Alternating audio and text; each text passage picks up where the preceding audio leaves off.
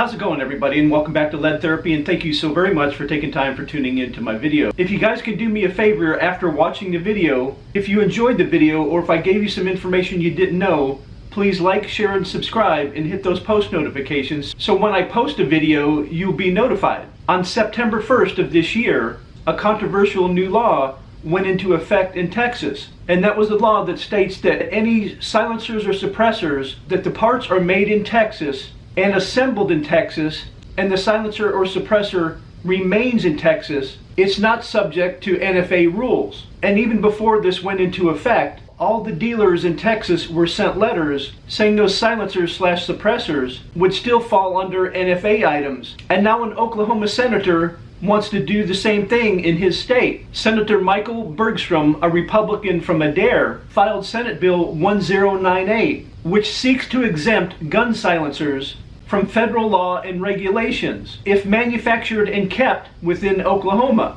Under the would-be law, Oklahomans could legally own a silencer without federal regulation requirements, but the silencer must have "Made in Oklahoma" stamped on it. It's clear federal overreach to require a person who purchases a gun suppressor to pay additional fees out of pocket and wait months or even years for approval. The federal requirement for registering a suppressor through the ATF process is lengthy, expensive, and a burden placed directly on law-abiding citizens. That's why we want to make it simple for Oklahomans. If you buy a suppressor manufactured and used in our state, you don't have to jump through those hoops. But some people say there's a problem with Bergstrom's proposal. The courts aren't likely to go along with it, even if the bill passes and becomes a law. Back in 2013, the neighboring state of Kansas approved a measure called the Second Amendment Preservation Act, which declared that firearms, ammunition, and accessories made in Kansas and never left the state were not subject to federal firearms laws.